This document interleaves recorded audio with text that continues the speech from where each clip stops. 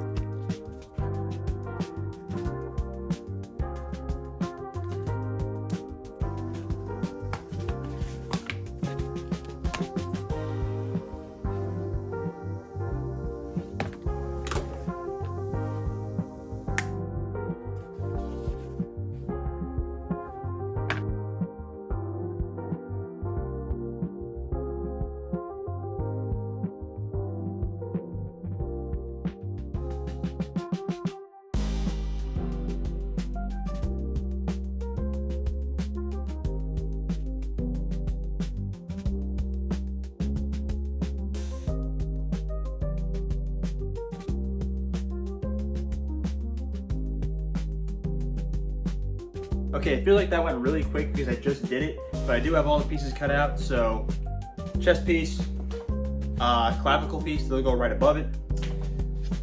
Same piece as the chest piece, supposed to go on the back over the shoulder blade, and then the two actual shoulder pauldron parts that go over the deltoid and like the upper bicep area. So then we got all these cut out. I did switch to white foam.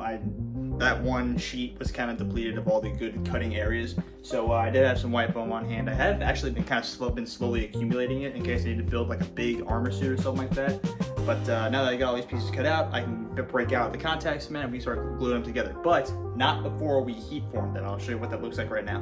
Okay, I've got all the pieces cut out and that's all good and well, but these are still pretty darn flat, especially these chest ones that are smaller, right?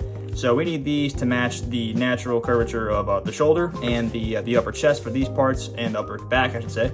That's why we're going to use this guy right here. This is my KRATTS heat gun. I forget how hot it gets, but it's been very reliable. I've had this thing for like maybe 2-3 years now, using it for all my foam, armor making, and all that stuff. So I usually set it to right around here. There's the max. This is the minimum. So you can see like I'm pretty up there, but not too crazy. But it's plugged into the wall. It has this, got the off, the medium, and the high mode. I always turn it on high just to get the foam heat treated as quickly as possible. But just be careful. Everyone says this, don't burn the foam because then it'll ruin the finish of the overall piece. But yeah, let's get into this.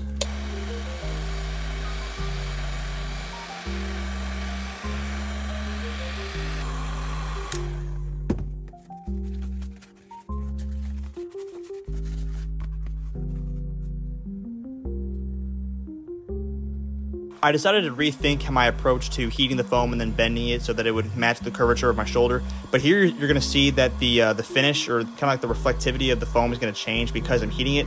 And what's happening here is all the pores in the foam are kind of closing up in response to the heat gun.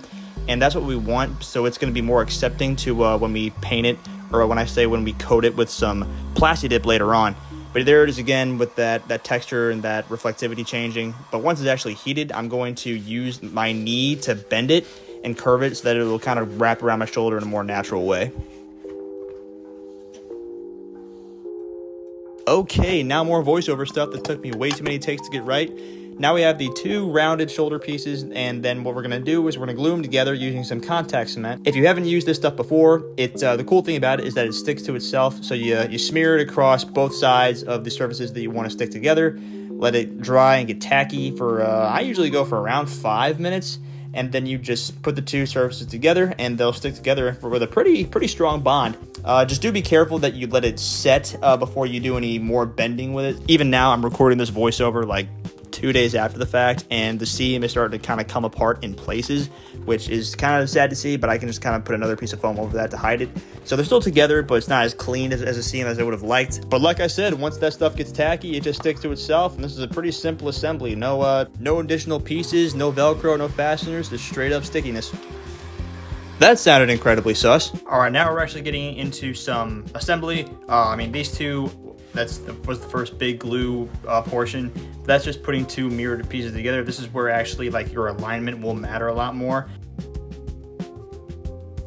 Back to more foam smithing antics, just putting contact cement on all the parts that I want to put together, letting the glue get tacky, and then sticking them together in a very simple fashion. Now, after I did put these two together, I realized that I had over measured the clavicle piece that kind of covers up towards your collarbone, and there was a little tab hanging off. So after I glued on those two pieces using the rounded edge and joining it to the shoulder piece we already made, I just grabbed me some scissors and I cut off the tab that was left hanging over. Nothing, just a pretty simple procedure there.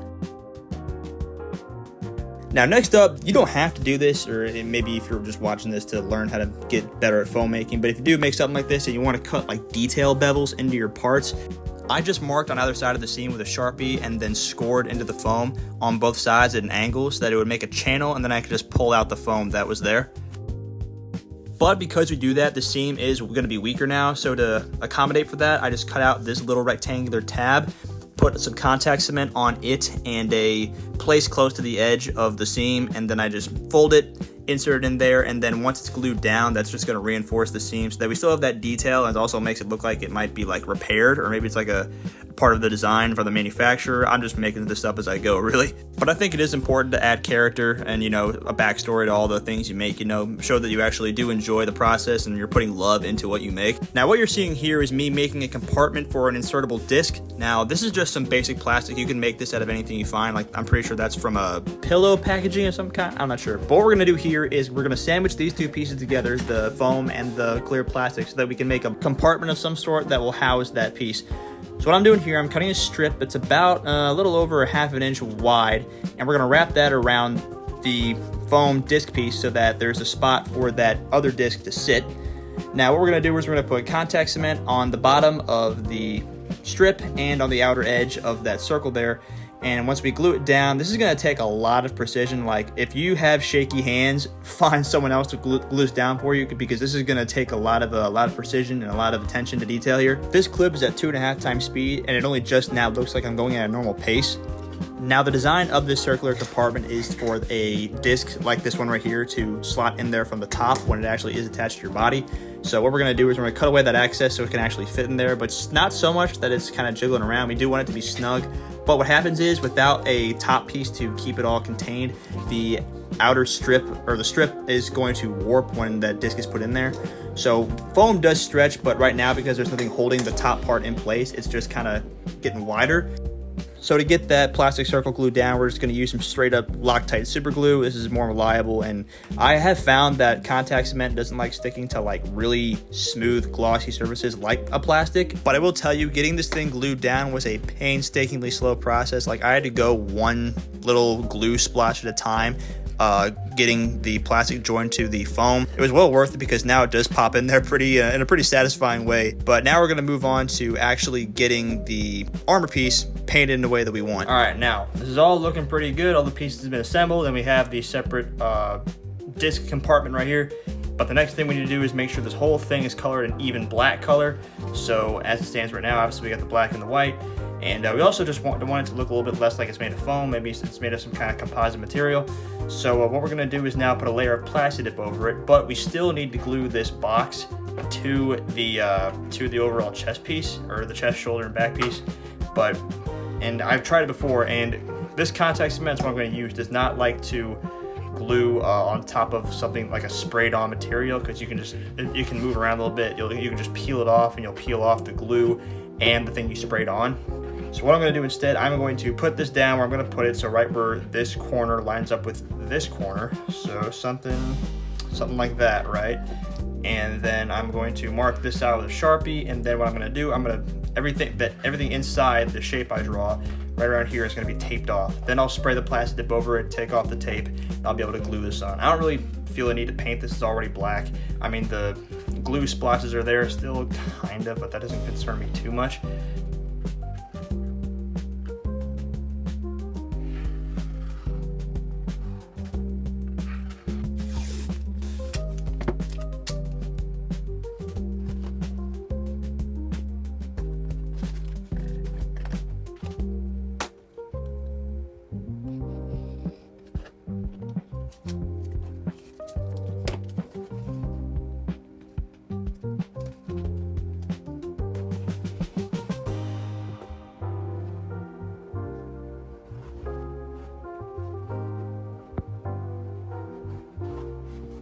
We are now outside in my parents' back porch. So here we have the piece that's been taped off on my very, very messy paint table. I mean, I've used this table to paint, Halo helmets, Superman emblems, armor pieces, and with filler primer, you name it. And if you can see it in the background of any of my videos, it has been painted or dusted or sanded on this really well-loved table. But as I hope you can see, I did start with a very light coat, and then I moved up. I got a little bit more bold with how much I was laying down as far as my spray pattern. So it's a little bit more glossy in this clip than as it was when I was outside. We're in the garage now, by the way, if you couldn't tell. Something I do want to highlight is when you are painting these things, make sure you paint the edges and not just the surfaces. Like, that's going to give you a more complete look, because if you have like a matte, glossy, black armor piece, but the edges like of the foam that are squared off, if they're not painted well, then it's gonna break the illusion that this is something that exists in a fictional world that you are trying to depict. So overall, I did end up doing about 3 coats, like 1 light coat and 2 medium coats of this Plastidip to get that finalized glossy-ish black look on it.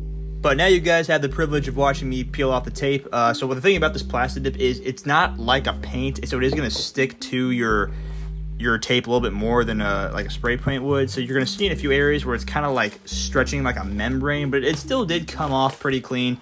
It's not like it ripped off any of the areas that I did want it to stay. But so I'm just going to sit back and let you guys enjoy this untaping real quick.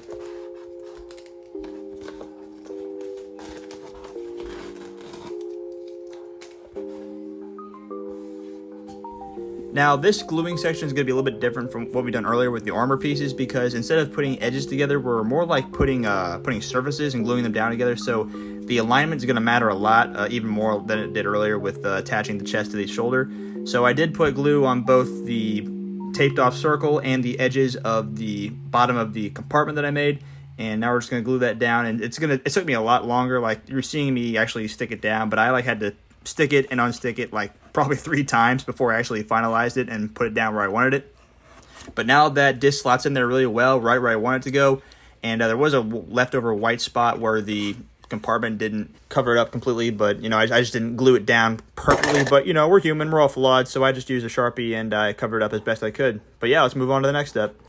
This is the portion of the video where I make this whole thing wearable. So this is inch wide elastic strapping, and what I'm going to do, I'm going to glue this to the underside of that corner of the chest piece. So I put contact cement on both the foam and on the edge of the elastic. I cut it to the correct length, and then I glued down that strip to both sides.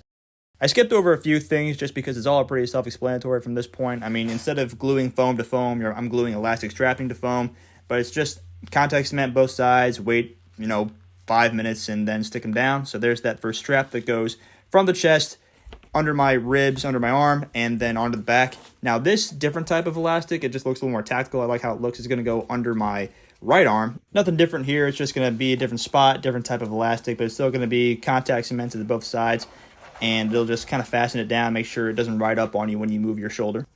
And here I'm getting a quick test fit done to make sure that first inch wide strap wraps around the ribs and connects with the back well enough.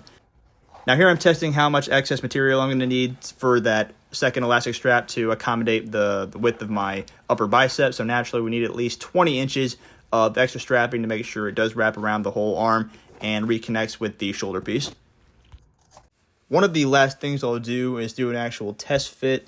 So the first thing I do is slide my right arm through the loop that attaches to the shoulder piece. That ended up being a pretty good fit. I like the design I came up with. Then I pull the other strap over my head, under my left arm, let it wrap across my ribs.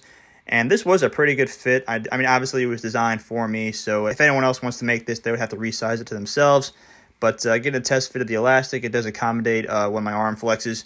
But one thing I didn't like was that I actually had to pull it over my head. It was kind of just a messy way of getting it on. So in order to fix this problem and just give myself an easier way to get this thing onto my body was to use a parachute clip. And I actually used some of my novice sewing skills to get that attached, but this video is already long enough. And I really don't think any of you guys want to listen to me give you a whole tutorial on how to sew stuff together. So instead, I'm just going to let you guys enjoy this one last try on. And it's a much quicker process than the one I had earlier. Slipping my arm through, and instead of pulling it over my head, it just wraps around underneath my left arm, across the ribs, and it connects right in the front. Very easy, very simple. Just some costuming genius out of the Century Ranger. I've actually made several of these. They're a commission for Gonna Go Wild, another YouTuber who has everything and anything Wildcrafts related, so go check him out. But I will see you guys out there. Peace.